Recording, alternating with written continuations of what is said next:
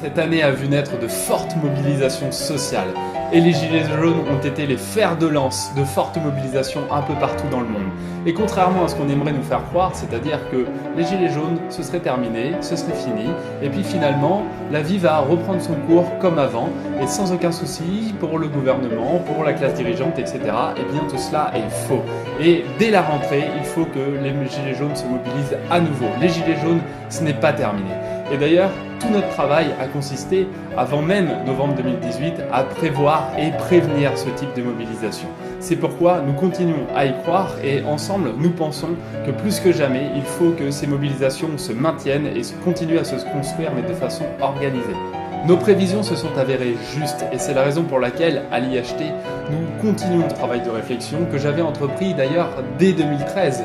Et j'en veux pour preuve mon livre, Le Nouveau Fascisme, où je faisais état justement de cette forme fascisante que nous avons pu constater tous ensemble cette année, qui était en train de se mettre en place tant d'un point de vue économique, politique que social. C'est pourquoi le mouvement des Gilets jaunes s'est construit sur une contestation et une colère tout à fait juste. Une intuition que ça ne pouvait plus durer tout simplement.